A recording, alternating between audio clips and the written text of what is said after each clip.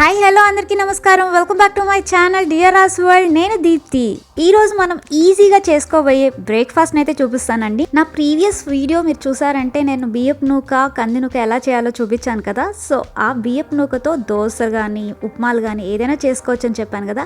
ఈ రోజు అయితే ఈ బియ్యపు నూకతో ఉప్మా ఎలా చేయాలో చూపిస్తాను. మేమైతే ఈ బియ్యపు నూకతో 2 వెరైటీస్ ఆఫ్ ఉప్మాస్ చేస్తాము. నేనైతే ఈరోజు ఒకటి చూపిస్తాను మీకు. నేనైతే ఒక గ్లాస్ తీసుకున్నాను బియ్యపు నూక. చిన్న ఎరగడ్లు అని చెప్తాం కదండి, సాంబార్ ఎరగడ్లు, అదైతే నేను ఒక 250 గ్రామ్స్ తీసుకున్నాను. తర్వాత చింతపండు రసము, మామూలు ఎరగడ్లు కూడా ఒక 4 తీసుకున్నాను. ఇలా సన్నగా పొడుగ్గా తరుక్కోవాలి. తర్వాత ఒక 4 పచ్చిమిరపకాయలు. ఈ ఉప్మాకైతే మనకు కారం ఎక్కువే పడుతుందండి. పచ్చిమిరపకాయల పేస్ట్ కూడా తీసుకున్నాను. తర్వాత కొంచెం బెల్లం. ఇప్పుడు స్టవ్ మీద ఒక గిన్నె పెట్టేసుకుందాం. మనము ఆయిల్ యాడ్ చేసేద్దాము.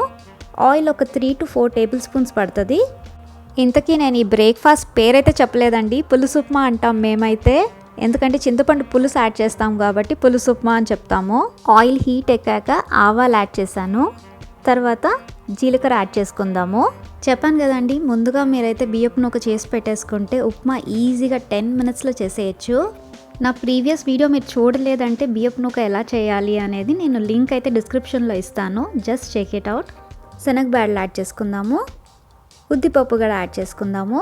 కరివేపాకు యాడ్ చేసుకుందాము. ఇవి కొంచెం ఒక 2 minutes వేగనివ్వాలి. ఉప్మా అయితే అసలు చాలా బాగుంటుందండి, టేస్టీగా ఉంటుంది. పిల్లలు అయితే మామూలుగా ఉప్మా తినరు కదా, కానీ ఈ ఉప్మా ట్రై చేయండి, ఖచ్చితంగా అందరికీ నచ్చుతుంది. ఇప్పుడు మనము పచ్చిమిరపకాయలు యాడ్ చేసేసుకుందాము. చిన్న ఎరగడ్లు కూడా యాడ్ చేసేసుకుందాము. మనం ఈ చిన్న ఎరగడ్లు యాడ్ చేయడం వల్ల కొంచెం మనకి స్వీట్నెస్ కూడా తగులుతూ నోటికి బాగుంటుంది టేస్టీగా. సో మీకు అవైలబుల్ ఉంటే ఇలా చిన్న ఎరగడ్లు కూడా యాడ్ చేసుకోండి కంపల్సరీ. మనకి లేదు అవైలబిలిటీ అంటే మామూలు ఎరగడ్లతో కూడా చేసేసుకోవచ్చు. ఇప్పుడు నేను సన్నగా పొడుగా కట్ చేసుకున్న ఆనియన్స్ కూడా యాడ్ చేసేస్తున్నాను. తర్వాత పచ్చిమిరపకాయల పేస్ట్ కూడా యాడ్ చేసేసుకుందాము. కారం అయితే మీకు తగినట్టు వేసుకోండి. మేమైతే స్పైసీగా తింటాం కాబట్టి కొంచెం నేను కారం ఎక్కువ యాడ్ చేస్తాను.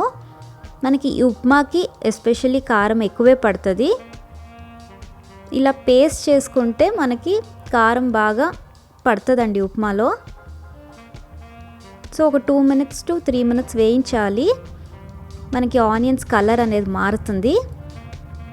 ఈ వీడియో ఇక్కడ దాకా చూసినట్టయితే నా వీడియో నచ్చినట్టే కదండి. ఇంకెందుకు ఆలస్యం, అయితే తప్పక మన ఛానల్ని ఇదే ఫస్ట్ టైం చూస్తున్నట్టయితే, నా కంటెంట్ మీకు నచ్చినట్టయితే ఛానల్ని అయితే సబ్స్క్రైబ్ చేసేసుకోండి, లైక్ చేయండి, షేర్ చేయండి. సో దట్ మరిన్ని వీడియోస్ చేయడానికి నాకైతే ఎంకరేజింగ్గా ఉంటుంది. పక్కనే ఉన్న బెల్ ఐకాన్ కూడా యాక్టివేట్ చేసేసుకోండి.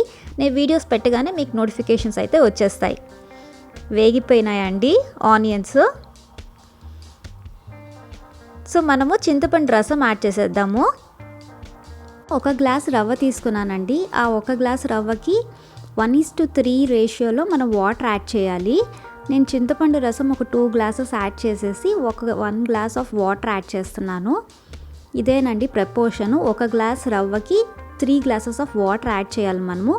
దాంట్లోనే మనం చింతపండు రసం కూడా ఇంక్లూడ్ చేసేసుకోవాలి. పులుపు కారం ఈ స్టేజ్లోనే చూసుకోండి.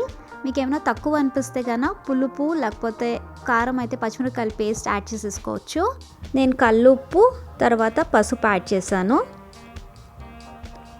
ఒక 1/2 స్పూన్ అంతా బెల్లం యాడ్ చేస్తున్నాను. బెల్లం యాడ్ చేయడం వల్ల మనకి టేస్ట్ అయితే ఇంకొంచెం బాగుంటుంది. మనం మూసి పెట్టేసుకుందామండి. వాటర్ అయితే బాగా బాయిల్ అవ్వాలి. ఇలా బాగా బాయిల్ అయ్యాక మనము బియ్యపు నూకను అయితే యాడ్ చేసుకుందాము. స్టవ్ సిమ్లో పెట్టేసుకోండి. 1 గ్లాస్ ఆఫ్ బియ్యపు నూక యాడ్ చేసేస్తున్నాను.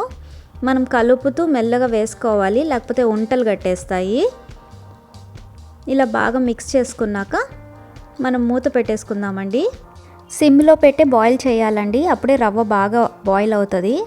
మధ్యలో ఒకసారి ఇలా మూత తీసి కొంచెం కలుపుకోవాలి, అప్పుడు అడుగు అంటకుండా ఉంటుంది మీకు.